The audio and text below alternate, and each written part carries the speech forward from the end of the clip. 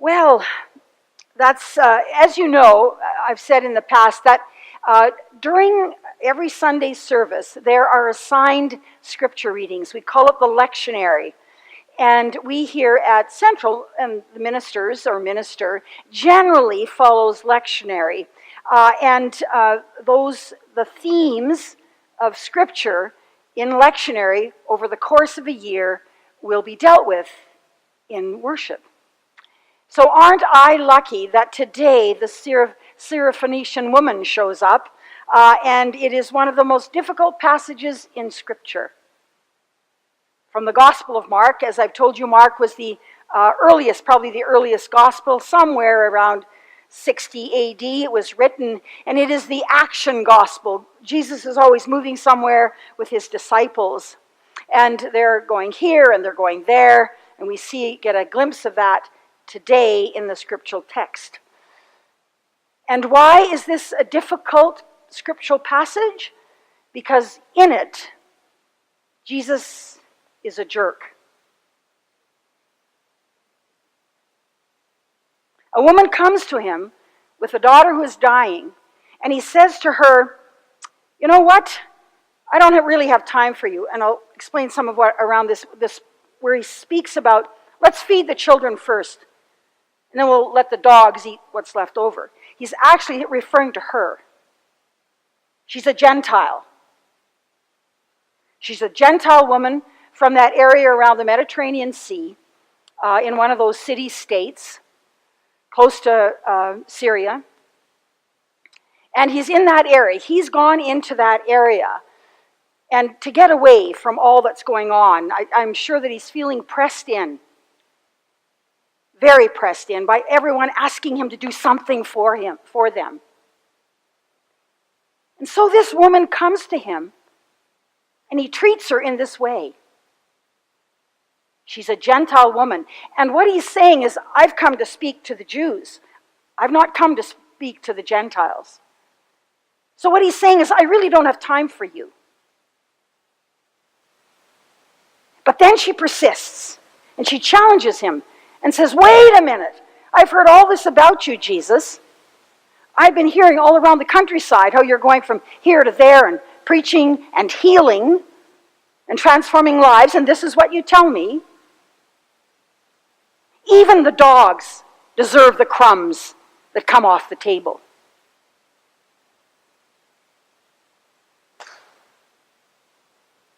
And she snaps Jesus into that place of his humanity, and he understands that he's treated her badly, and he says, go home. Your child has been healed.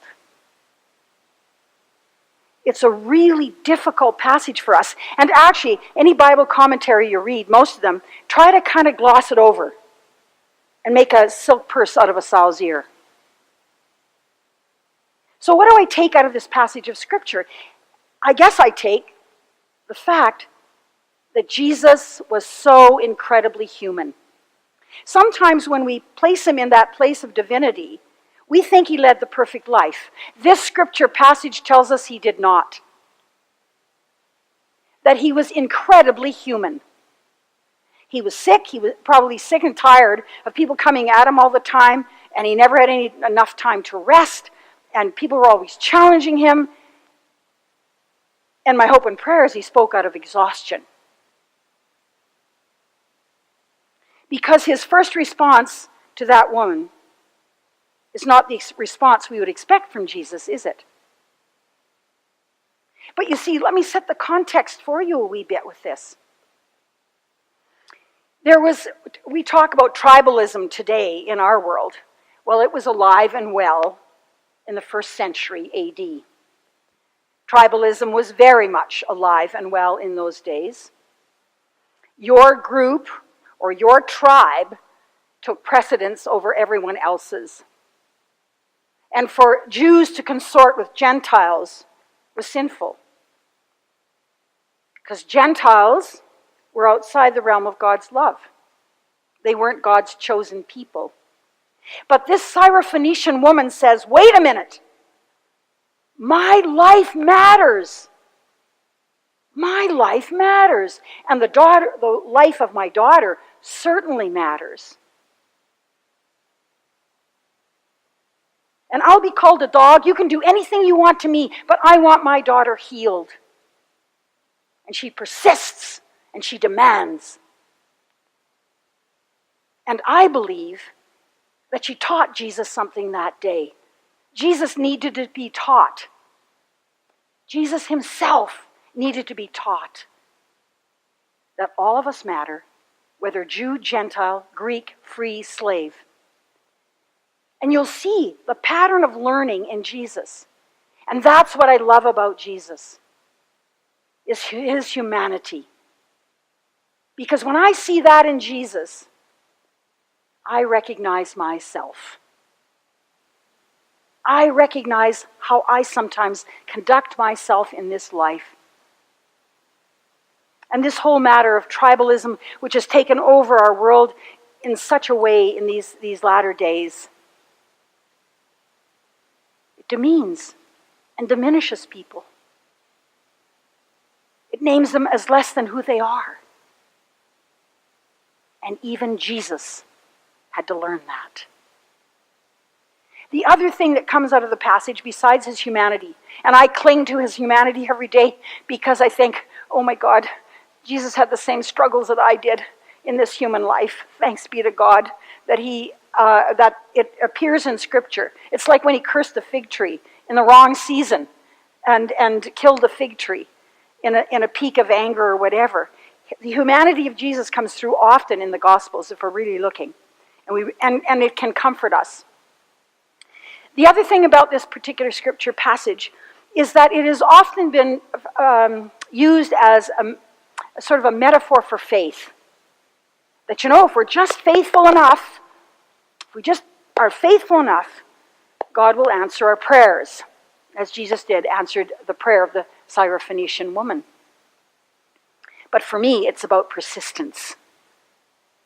It's about persistence. She would not be set aside. She would not allow it. She stood up and she said, I matter. My life and the life of my daughter matters. So that's what this passage calls out to me. Our humanity and the humanity of Jesus. And when I look at Jesus as acting as the human being that he was, then I learn about forgiveness. That's the third thing. I learn about forgiveness. Because which one of us in this room has not acted like a jerk in their life from time to time? I venture a guess that most, if not all, have. And I stand in the middle of that circle. And so I call out to God to forgive me. Forgive me the times that my humanity, my exhaustion, my impatience, my anger takes over. And that I'm not all that God has called me to be. So, we learn in this passage about Jesus' humanity, about the persistence of the Syrophoenician woman, and how we are to persist in whatever we're pursuing that is good and just and right, and about forgiveness when we fail and we go down a path that is not good. In the coming weeks, we're going to talk about community a lot. We're going to be all in for community. What we have here at Central is powerful and special. I say that to you as someone who has come just a few short weeks ago to participate in this community and to be a part of it. And I'm all in for community, for this community. We have a ministry that is powerful and life-changing and transformative. There is no false ring to that in my heart. That, for me, is a true statement. And so if we're going to be together as community and do the transformative work that we're called to do, that we're called to do in this place and this time, there are some guidelines for us. I'll just mention 2 or 3, and we'll be talking more about this in the coming days, about what it means to be a loving community. Some of what the Syrophoenician woman taught us today is what it is to be community, to be persistent in the face of injustice, to be so persistent, to stand together, to say, this is not right in our world, and we'll do what we can to change that. Persistence requires strength and courage, and above all, community, so that we don't get overwhelmed with the task that we've been called to do as a people of faith. So a community that has a common goal and a mission of transforming the world needs to be persistent and find ways to develop that strength and the courage. That's one thing, persistence. Thank you, Syrophoenician woman. Number 2, that everyone belongs. I know we say this often, and you're probably thinking, oh yeah, here we go. But it is absolutely critical. How many places in this world do you find that you do not belong? That the doors are not open to you? That in fact the door is slammed in your face? And someone says, yeah, you can have the crumbs. We need, in our work in life as a community, to be in that place where people know that all of us belong. From wherever we come, whatever is in our life, in our human life, you see, so that we can walk with Jesus, who is human with us. So everyone belongs. And I'll give you one more. And this is probably one of the most important things for us in the community. We're a faith-based community. Is that you are a royal priesthood. We are a royal priesthood. That means that this ministry here belongs to all of us. Each and every person sitting in this room, this ministry belongs to all of us. Yes, there are some of us who have an expertise in a certain area. Thanks be to God for Newton, who understands water pipes. And I can't say enough how gracious he's been about those water pipes. Oh my goodness. You just saw the pictures even. To go down and take the pictures. So we each have a gift or something that we can offer to the community that strengthens the community, upholds the community, loves the community, shares whatever you have to offer to be part of the community.